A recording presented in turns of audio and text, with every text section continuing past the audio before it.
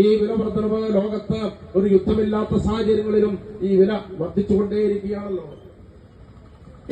അന്താരാഷ്ട്ര മാർക്കറ്റിൽ പെട്രോളിയം ഉൽപ്പന്നങ്ങളുടെ അസംസ്കൃത വസ്തുവായ ക്രൂഡ് ഓയിലിന് ഇപ്പോൾ ബാരലിന് 120 രൂപയോളം എത്തി നിൽക്കുകയാണ്. എന്നാൽ അന്താരാഷ്ട്ര മാർക്കറ്റിൽ ക്രൂഡ് ഓയിലിന് വില വർദ്ധിക്കുന്നു എന്ന് പറഞ്ഞുകൊണ്ട് പെട്രോളിയം ഉൽപ്പന്നങ്ങൾക്ക് വില വർദ്ധിപ്പിക്കുന്ന നമ്മുടെ രാജ്യത്ത് അന്താരാഷ്ട്ര മാർക്കറ്റിൽ ക്രൂഡ് ഓയിലിന് വില കുറയുന്ന കാലഘട്ടത്തിൽ പെട്രോളിന്റെയും ഡീസലിന്റെയും വില കുറയ്ക്കേണ്ടതുണ്ട്. ക്രൂഡ് ഓയിലിന് ബാരലിന് $60 ആയ കാലത്തും വില കുറയുന്ന കാലത്തും നമ്മുടെ രാജ്യത്തെ പെട്രോളിനും ഡീസലിനും വില കുറയുന്നില്ലല്ലോ. ഇവിടെ പറഞ്ഞു, പെട്രോളിന്റെയും ഡീസലിന്റെയും വില നിശ്ചയിക്കുന്നതിനുള്ള അധികാരം നമ്മുടെ രാജ്യത്തിന്റെ കൈകളിൽ നിക്ഷിപ്തമായിരുന്നു. അത്തരത്തിലുള്ള ഒരു പ്രൈസ് മെക്കാനിസമായിരുന്നു നമ്മുടെ രാജ്യത്തെ പെട്രോളിയം മേഖലയിൽ ഉണ്ടായിരുന്നത്. നമ്മുടെ രാജ്യത്ത് പെട്രോളിന് വില നിശ്ചയിക്കാൻ, ഡീസലിന് വില നിശ്ചയിക്കാൻ രാജ്യത്തിന്റെ ഗവൺമെന്റിന് അധികാരമുണ്ടായിരുന്നു രാജ്യത്തിനകത്ത്. ആ കാലത്തും നമ്മുടെ രാജ്യത്ത് പെട്രോളിന് വില വർദ്ധിച്ചിരുന്നു. എന്നാൽ പെട്രോളിന് ഡീസലിന് വില വർദ്ധിപ്പിക്കാൻ നിശ്ചിതമായിരുന്ന പ്രൈസ് മെക്കാനിസം ഉണ്ടായിരുന്നു രാജ്യത്തിനകത്ത്. കോൺഗ്രസിന്റെ നേതൃത്വത്തിലുള്ള രണ്ടാം UPA ഗവൺമെന്റിന്റെ കാലത്താണ് പെട്രോളിന്റെ വില നിശ്ചയിക്കാനുള്ള കേന്ദ്ര ഗവൺമെന്റിന് നിക്ഷിപ്തമായിരുന്ന അധികാരം എടുത്തുകളഞ്ഞത്.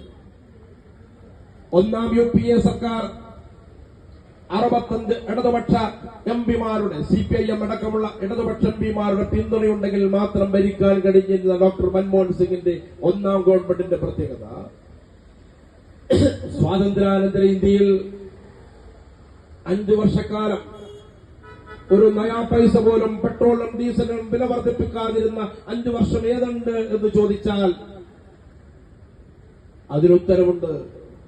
ഇടതുപക്ഷ പിന്തുണയുണ്ടെങ്കിൽ മാത്രം ഭരിക്കാൻ കഴിഞ്ഞിരുന്ന ഒന്നാമത്തെ മൻമോഹൻ സിംഗിന്റെ ഭരണകാലത്ത് ഒരു നയാ പൈസ പോലും നമ്മുടെ രാജ്യത്ത് പെട്രോളിനും ഡീസലിനും വില വർദ്ധിപ്പിക്കാൻ CPIM-ഉം ഇടതുപക്ഷവും അനുവദിച്ചിരുന്നില്ല. ആ കേന്ദ്ര ഗവൺമെന്റ് നിശ്ചിതമായിരുന്ന പെട്രോളിയം പ്രൈസ് മെക്കാനിസത്തെ എടുത്തുകളഞ്ഞ് 2010-ലെ രണ്ടാം UPA സർക്കാർ, ഇടതുപക്ഷ പിന്തുണ ഇല്ലാതെ ഭരിക്കുന്ന രണ്ടാം UPA സർക്കാരാണ് ആ മാറ്റം നമ്മുടെ രാജ്യത്ത് വരുന്നത്.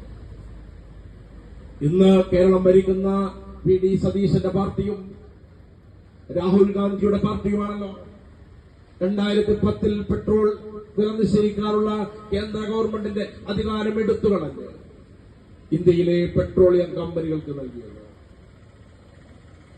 ആരാണ് ഇന്ത്യയിലെ പെട്രോളിയം വില നിശ്ചയിക്കാൻ ഈ പെട്രോളിയം കമ്പനികൾ എന്ന് പറയുന്നത്? എന്താണ് നമ്മുടെ രാജ്യത്തെ എണ്ണ മേഖലക്കകത്ത്, പെട്രോളിയം മേഖലക്കകത്ത് വന്ന മാറ്റം എന്താണ് കോൺഗ്രസിന്റെ ഭരണകാലത്ത്? നമ്മുടെ രാജ്യത്ത് ഇവിടെ സൂചിപ്പിക്കപ്പെട്ടതുപോലെ ലോകമാകെ നടപ്പാക്കുന്ന സാമ്പത്തിക നവ ഉദാരവൽക്കരണം അതിശക്തമായി നടപ്പാക്കിയ രാജ്യമാണ് ഇന്ത്യ. രാജ്യത്തെ സ്വകാര്യ കുത്തക മുതലാളിമാർ സമ്പത്ത് കൊയ്യാൻ എല്ലാ മേഖലയിലേക്കും കടന്നുവരാൻ അവസരമൊരുക്കിക്കൊടുത്ത്, എല്ലാ മേഖലയിലും സ്വതന്ത്ര വ്യാപാരത്തിനുള്ള അവസരമൊരുക്കിക്കൊടുത്ത് നമ്മുടെ കൈകളിൽ കൈയടക്കി വെച്ചിരിക്കുന്ന മർമ്മപ്രധാനമായ മേഖലകൾ പോലും, പെട്രോളിയം മേഖലകൾ പോലും സ്വകാര്യവൽക്കരണത്തിലേക്ക് നീങ്ങിയ കാലമാണ് കോൺഗ്രസിന്റെ ഭരണകാലം. ഇന്ത്യ രാജ്യത്തിനകത്ത്